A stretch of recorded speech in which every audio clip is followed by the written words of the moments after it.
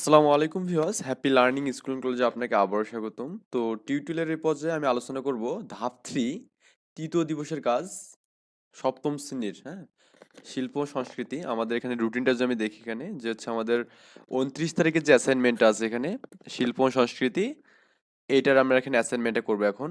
ওকে, তো অবশ্যই আজকের যে টিউটোরিয়ালটা হবে এটা ইন্টারেস্টিং একটা টিউটোরিয়াল হতে যাচ্ছে। হয়তো দেখা যাচ্ছে আমি এই টিউটোরিয়ালের মধ্যে একটা গান বলে দিচ্ছি। ওকে, আচ্ছা, তো আমরা কাজ শুরু করে দেই। যেহেতু আমরা এটা করলাম, এটা অলরেডি আমি এখানে এটা মার্ক করে দিই একটু এখানে এটা। ওকে, আচ্ছা, তো আমাদের এখানে তৃতীয় দিবসের যে কাজটা ছিল 5 ঘন্টা বা 300 মিনিটের যে কাজ ছিল, শিক্ষার্থীরা বর্ণে গন্ধে ছন্দে ও গতিতে প্রদর্শনটি আয়োজন করার জন্য শ্রেণীকক্ষ প্রস্তুত করবে। মানে আমাদের একটা এখানে কি করতে হবে, এখানে একটা আয়োজন হবে, একটা অনুষ্ঠানের একটা যে প্রতিবেদন টাইপের একটা বিষয়, বা আমাদের কোনো একটা অনুষ্ঠান হলে তার একটা যে হেডলাইন থাকে আর কি, এরকম একটা আমাদের কি হবে, একটা আয়োজন হবে আর কি। তো এই আয়োজনের মধ্যে কি হবে এখানে, বন্ধু খাতা, মাটি ফলক, বিজয় দিবস, শুভেচ্ছা কার্ড, শ্রেণীকক্ষের প্রদর্শন ব্যবস্থা করবে আর কি। ওকে, পর্যায়ক্রমে শিক্ষার্থীরা দলগতভাবে একটি নাট্যাংশ বা ডিসপ্লে বলতে আমাদের কি বোঝায় এখানে, নাট্যাংশ মানে কি আমরা বুঝি তো যে কোনো একটা নাটক পরিবেশন করা আর কি। আর ডিসপ্লে বা নাটক ওই একই বিষয়, কোনো একটা মানে বিষয় আর কি, কোনো মানে অভিনয় করা বা গান গাওয়া এরকম বিষয় আর কি। প্রতিটি দলের পরিবেশনা অন্য কোনো দলের সদস্য ভিডিও করবে আরকি। মানে একটা দল যে কাজটা করবে, এই কাজটা অন্য একটা দলের ছেলেপেলে ভিডিও করবে। এটা ফোন দিয়ে করতে পারবে, মানে যেকোনো কিছু দিয়ে করতে পারে আরকি। এই সেশনে যা মূল্যায়ন করবে, এই সেশনের বন্ধু খাতা মূল্যায়ন করবে। তারপর এখানে নাট্যাংশ ডিসপ্লে বা সাধারণভাবে প্রদর্শন করবে আরকি। এই বিষয়গুলো করবে আরকি এখানে। ওকে? তো আমরা এখানে করব কি, মূল্যায়ন ছক বা উপাত্ত সংরক্ষণের মূল ছক মূল্যায়ন শুরুর দিকে কপি করে রাখবেন আরকি এটা আমাদের। যাই হোক, আমরা এখানে কাজ শুরু করে দেই। আমরা এখানে নাট্যাংশ, তারপরে হচ্ছে কবিতা এবং গান, আমরা এইসব নিয়ে এখানে কাজ করবো এখানে। মানে আমাদের যে ডিসপ্লেটা আমরা করবো এখানে, এটা নিয়ে আরকি। তো আমরা প্রথমে লিখি যে সপ্তম শ্রেণীর বার্ষিক মূল্যায়ন 2023। যাই হোক, বিষয় হচ্ছে শিল্প সংস্কৃতি। তারিখ হচ্ছে কত, 29/11/2023। ওকে, তো প্রথমে আমাদের শিক্ষার্থীর নাম লিখতে হবে, তারপরে তার সরি, আমি এখানে শ্রেণীটা এখানে ভুলেও দিয়েছি, এখানে এটা সপ্তম শ্রেণী দিতে হবে এখানে। এটা হচ্ছে সপ্তম শ্রেণী দেবেন এখানে। ওকে, এটা একটু কাটা দিয়ে সপ্তম শ্রেণী দেবেন। যেহেতু আমি 2 শ্রেণীর এখানে অ্যাসাইনমেন্ট গুলো করতেছি, সো অ্যাকচুয়ালি মিস্টেক হয়ে গেছে এখানে এটা। তারপরে হচ্ছে ওই মানে শাখাটা কি, ওই স্টুডেন্টের শাখাটা কি ছিল, যমুনা ছিল না কি ছিল, আর তার রোলটা দিতে হবে এখানে। তো আমরা এখানে কি করবো, এখানে নাট্যাংশের জন্য গল্প যেটা করবো সেটা আমরা দেখবো এখন। তো শিরোনাম হচ্ছে স্বাধীনতা এলো বলে। হুম, স্বাধীনতা এলো বলে আমাদের এখানে আজকে যে শিরোনামটা সেটা হচ্ছে স্বাধীনতা এলো বলে। তো দৃশ্য 1 আমাদের কি বলছে এখানে, অনন্যা নামে একজন মেয়ে আছে, এবং হচ্ছে আমাদের এখানে কি আছে, একটা ছেলে আছে, অর্ণব নামে একটা ছেলে আছে, আবার মৃত নামে একটা ছেলে আছে, মৃত্যু। তো দৃশ্য 1-এ অনন্যা একটি ছোট গ্রামে জনগণের মধ্যে এসে দাঁড়িয়ে আছেন। তিনি গ্রামবাসীদের সাথে মিলে বসে একটা মানে কথা বলছেন আর কি, কথা বলছেন, মুক্তির উদ্দেশ্যে তাদের উৎসাহিত করছেন আর কি। আচ্ছা, এটা হচ্ছে আমাদের এখানে অনন্যার আর কি, মানে চরিত্র গেল। অনন্যা এখানে কি হচ্ছে, অনন্যা এখানে একটা নতুন দিক আসছে, দিনে আসছে, সবাই মিলে চলো একটি নতুন দিকে, স্বাধীনতা এলো বলে আমরা সবাই একসাথে তা পারবো আর কি। এই কথাগুলো এখানে সে স্লোগান দিচ্ছে এখানে, এটি কিন্তু স্লোগান, মানে এখানে একটি নতুন দিন আসছে, সবাই মিলে চলো একটি নতুন দিকে, স্বাধীনতা এলো বলে আমরা সবাই একসাথে পারবো। এটা আমাদের বলছে। 2 নম্বর দৃশ্য, অর্ণব ও অনন্যা একসাথে গ্রামে আসছে, তাদের সঙ্গে একটা বাংলাদেশের পতাকা উড়িয়ে আকাশের কোলাহল তৈরি করছে। একটি সুখবর এসেছে এবং গ্রামবাসী আত্মবিশ্বাস অর্জন করছে। মানে এগুলো মানে তারা আর কি করছে। অর্ণব, আমরা একসাথে পারবো, সবাই মিলে চলো একটি নতুন দিকে, আমাদের স্বাধীনতা আসছে।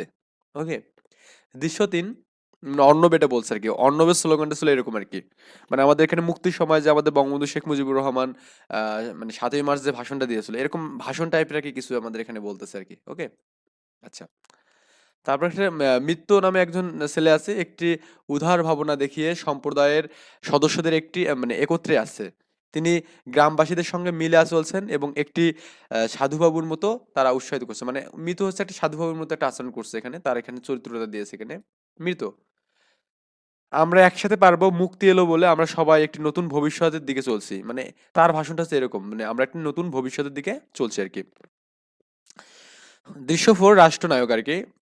রাষ্ট্রনায়কের যে অভিনয়টা ছিল এখানে, রাষ্ট্রনায়ক এসে সবার সামনে দাঁড়িয়ে আছেন এবং একটি সকল সম্মিলিত সমাজ তৈরি করতে তাদের উৎসাহিত করছেন রাষ্ট্রনায়ক। মানে উনি যে কাজগুলো করছেন সেটা আমি বলছি এখানে। আমরা সবাই একসাথে পারবো, ওনার যে ভাষণটা ছিল, স্বাধীনতা এলো বলে আমরা একটি মজবুত এবং একত্রিত দেশ তৈরি করছি। মানে রাষ্ট্রনায়কের ভাষণ হচ্ছে এটা আর কি। এই নাট্যাংশে সহজভাবে বোঝা যাচ্ছে যে সবাই একসাথে মিলে চললে স্বাধীনতা এলো বলে তার প্রতি সবার মধ্যে আত্মবিশ্বাস এবং ইচ্ছাশক্তি উৎপন্ন হতে পারে। তো আমরা এখন তারপরে যে বিষয়টা দেখবো, একটা আমরা গান এখানে দেখবো। হুম। তো গানটার হচ্ছে শিরোনাম, মানে হয়তো যারা হচ্ছে নাট্যাংশ দেবেন তারা শুধু এটাই দেবেন এখানে, মানে এখানে তো এক একজন এক একটা কাজ হবে। তো আমি এখানে নাট্যাংশ দিয়েছি একটা, এখানে নাট্যাংশ দিয়েছি একটা, এখানে এটা আর কি, সরি, এটা নাট্যাংশ একটা দিয়েছি, আর দুইটা গান দিয়েছি। আপনাদের যেটা ভালো লাগবে সেটা আপনারা দেবেন আর কি, চুজ করবেন এখানে। তো এগুলো তো আমার গেল। তো এবার গান এখানে এটা, হ্যাঁ, গানের জন্য আমরা কি করতে পারি, এখানে একটি গান লেখ, আচ্ছা, গানের হচ্ছে প্রথমত লিখবেন কি, শিরোনামটা লিখবেন এখানে। তো সূর্যোদয়ে তুমি, সূর্যাস্তেও তুমি, এই গানের শিরোনাম এটা। তো গীতিকার হচ্ছে মনিরুজ্জামান এটা বলছে এখানে। তারপর সুরাকার হচ্ছে আলাউদ্দিন আলী জেমস, জেমি আর কি। শিল্পীকে সৈয়দ আব্দুল হাদি। এই আমাদের এই বিষয়গুলো দিতে হবে এখানে। ওই গানটা কে কে লিখছে, তার গীতিকারকে, সুরাকারকে, তারপর এখানে শিল্পকে এখানে। তো গানটার আসলে আমি সুর জানি না অত ভালো, আপনারা একটু নিজের মানে লিখবেন এখানে। সূর্যোদয়ে তুমি, সূর্যাস্তেও তুমি, ও আমার দেশ, ও আমার বাংলাদেশ, মানে এভাবে কি গানটা সম্পূর্ণ করতে হবে। তো এভাবে আমি এখানে জাস্ট কবিতা আকারে লিখতেছি, ও আমার দেশ, ও আমার বাংলাদেশ, সূর্যোদয়ে তুমি, সূর্যাস্তেও তুমি, ও আমার বাংলাদেশ প্রিয় জন্মভূমি, ও আমার বাংলাদেশ প্রিয় জন্মভূমি। ওকে। জলশিরি নদীর তীরে তোর খুশির কাকন যেন বাজে, ওই কাশবনে ফুলে ফুলে তোর মধুর বাসর বুঝি সাজে, তোরা একতারা হায়, মানে গানটা আসলে মানে আপনাদের নিজের মতো একটা যে কোনো একটা গান আপনারা দিতে পারেন এখানে, সমস্যা নেই। করে বাউল আমায় সুরে সুরে, সূর্যোদয় সূর্যোদয়ে তুমি, সূর্যাস্তেও তুমি। ওকে।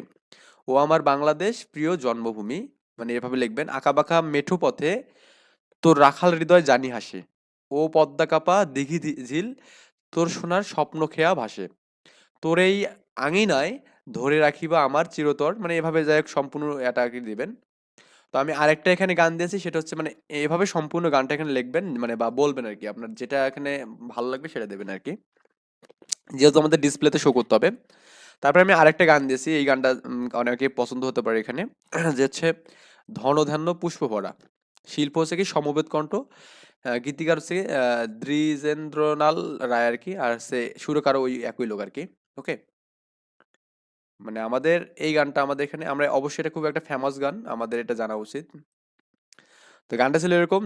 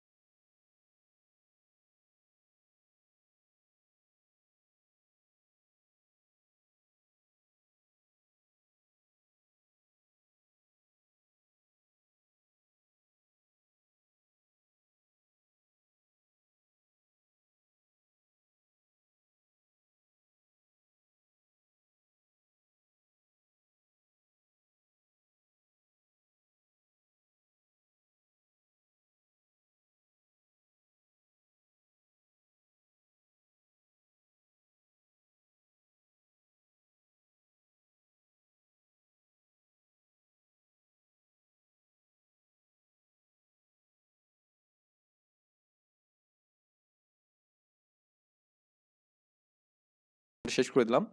তো আশা করি সবকিছু বুঝতে পারছেন। তো আমি নেক্সট টিউটোরিয়ালে আমি এখানে যে 30 তারিখে যে অ্যাসাইনমেন্ট আছে ইতিহাস ও সামাজিক বিজ্ঞান এটা নিয়ে আলোচনা করব। ওকে?